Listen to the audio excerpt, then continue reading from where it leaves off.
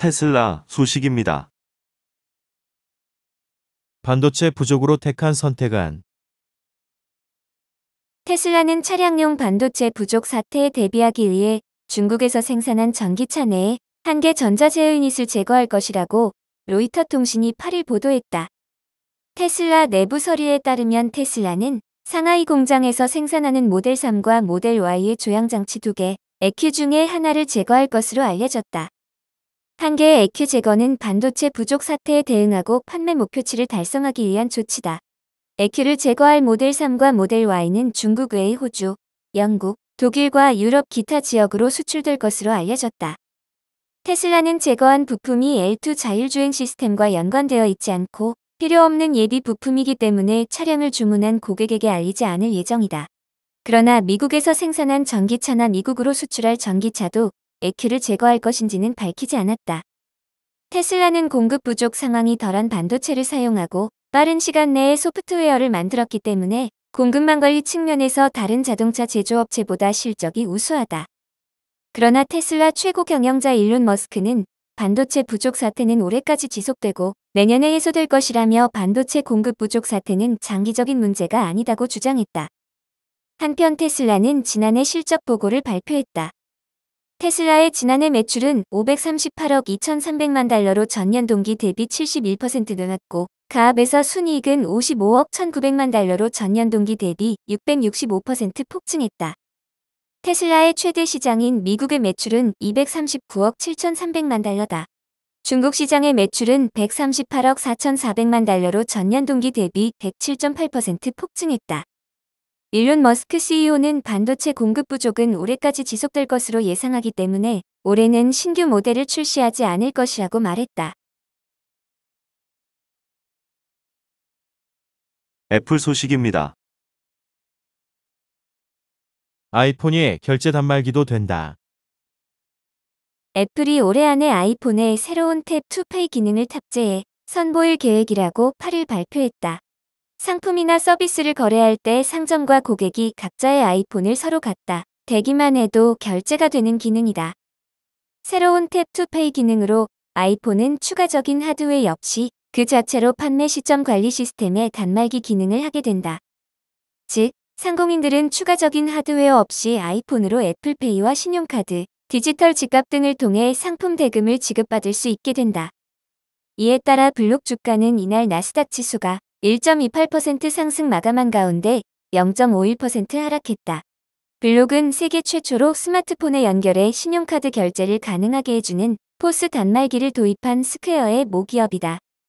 블록은 이날 3.2%까지 하락하다 나스닥 지수가 강세를 보이며 낙폭을 줄였다.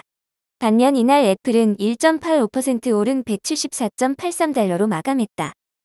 애플페이와 애플 월릿 부문 부사장인 제니퍼 베일리는 이날 성명서를 통해 아이폰의 탭 투페이 기능은 사업자들의 안전하고 사생활이 보호되면서 간편한 비접촉 결제 수단을 제공하게 될 것이라고 말했다.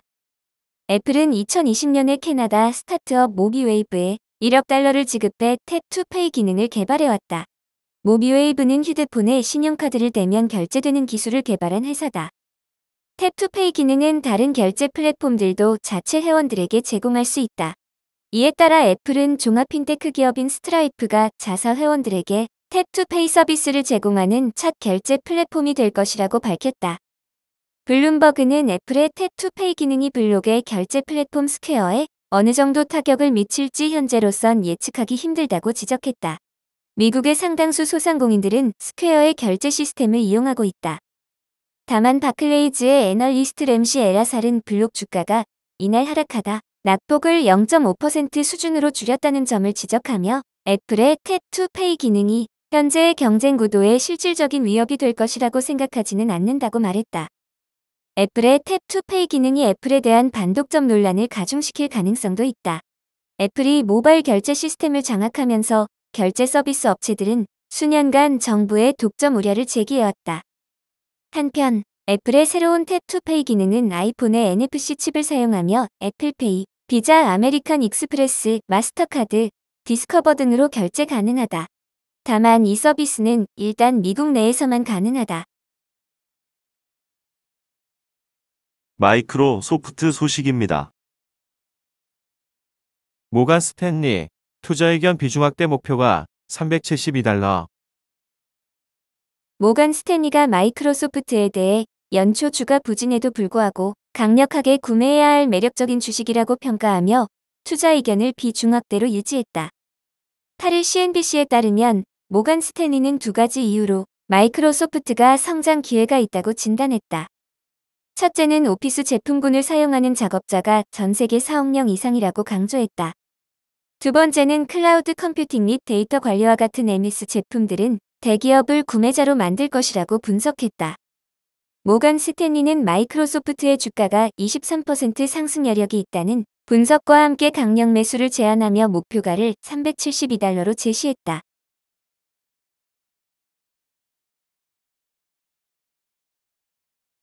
아마존 소식입니다. 임금 올려 인재 잡는다. 기본급 최대 4억 원으로.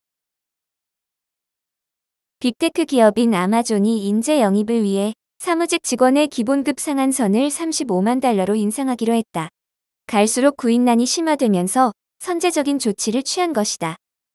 7일 CNBC에 따르면 아마존은 직원들에게 보낸 메모를 통해 사무직 직원의 기본급 상한선을 종전 16만 달러에서 35만 달러로 2배 이상 인상한다고 밝혔다.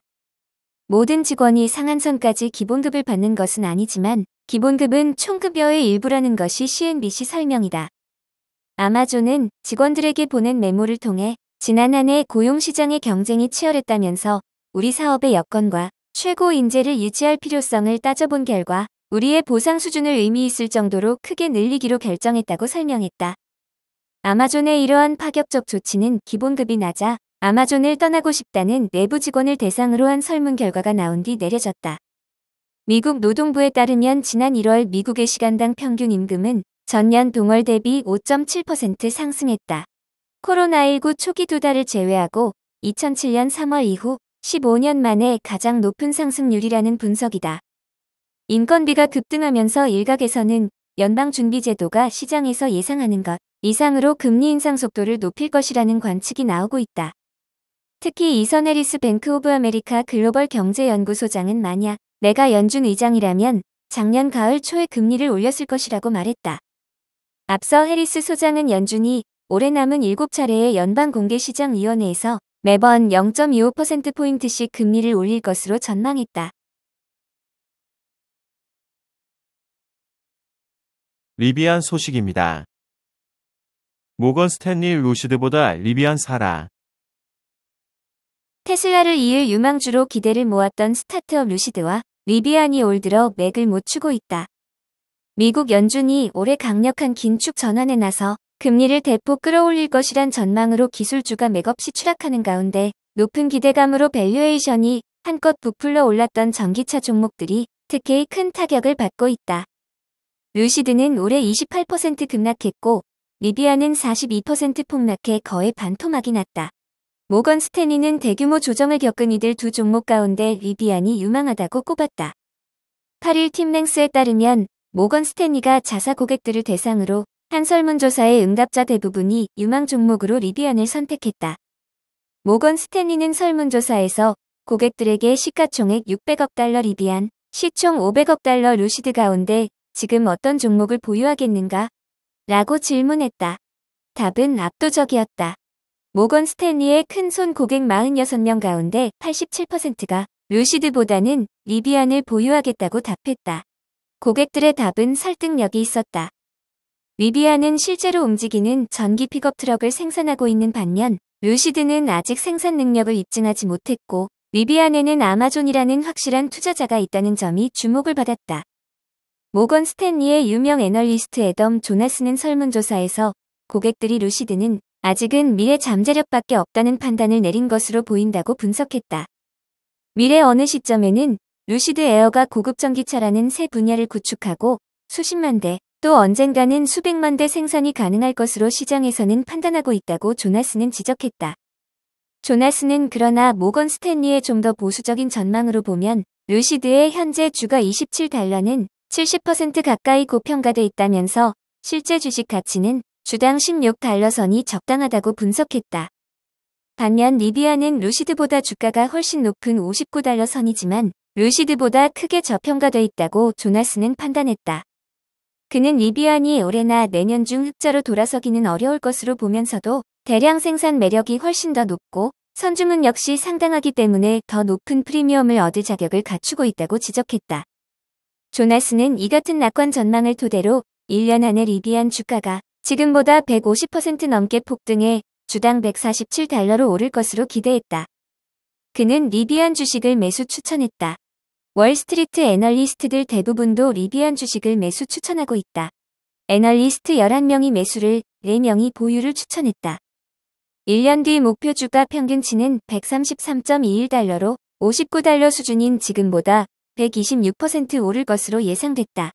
한편 이날 리비안은 2.59달러 급등한 $60.95, 루시드는 $0.46 오른 $27.43로 마감했다.